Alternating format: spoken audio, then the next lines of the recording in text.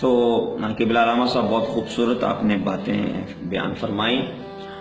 چونکہ 1904 آپ کی ولادت ہے اور 1904 سے لے کر 2004 تک آپ کی عمر مبارک بنتی ہے، تو اس دوران جو ہے وہ ایک عظیم الشان واقعہ رونما ہوا جو اللہ تعالیٰ کی نعمت ہے برصغیر مسلمانان برصغیر پر پاکستان کی صورت میں۔ تو یہ بتائیے گا کہ تحریک پاکستان میں اور اس کے بعد جو مذہبی تحریکیں چلی ہیں جیسے تحریک نظام مصطفیٰ ہے اور تحریک ختم نبوت ہے،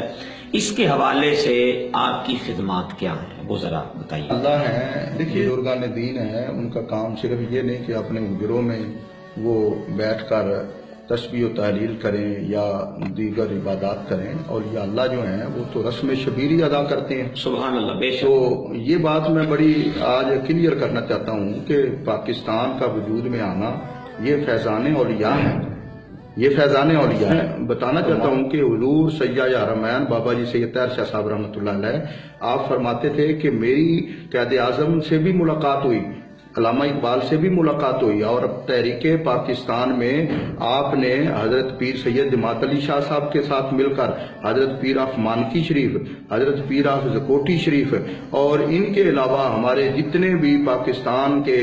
تحریک کے اندر شامل تھے، مولانا عبدالستار خان نیازی صاحب تھے، علامہ امام شاہ احمد نورانی صاحب تھے، اور ان کے ساتھ مل کر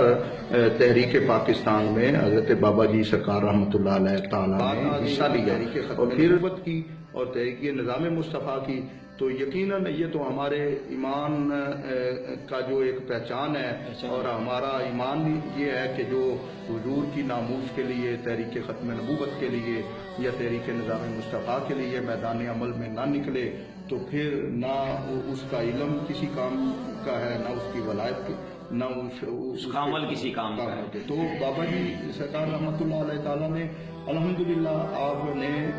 یہ آپ نے بتایا، اور آپ کی حالات زندگی میں یہ باتیں درج ہیں کہ بابا جی سرکار رحمۃ اللہ علیہ نے تحریک ختم نبوت میں اور تحریک نظام مصطفیٰ میں حضرت خواجہ قمر الدین سیالوی صاحب رحمۃ اللہ علیہ تعالیٰ، حضرت نور اللہ بشیر پوری رحمۃ اللہ علیہ، حضرت مولانا شاہ قبلہ کاظمی شاہ صاحب رحمۃ اللہ علیہ تعالیٰ، اور حضرت قبلہ مشائخ بیر بل شریف، ان کے ساتھ مل کر آپ نے یہ تحریکوں میں حصہ لیا، اور بابا جی سرکار رحمۃ اللہ علیہ تعالیٰ نے بھرپور، آپ خود بھی حصہ لیا اور بابا جی کے عقیدت مندوں نے بھی حصہ لیا، آپ کے خاندان نے بھی۔ یہ ہے کہ ہمارے نوجوانوں کو تحریک پاکستان کے حوالے سے یہ بہت کم علم ہے کہ جہاں پر دوسرے قائدین نے تحریک پاکستان میں حصہ لے، وہاں پہ بزرگان دین نے بھی بڑھ چڑھ کر حصہ لیا، اپنی خانقاہوں کو چھوڑا، اپنے حجروں کو چھوڑا، اپنی درگاہوں کو چھوڑا،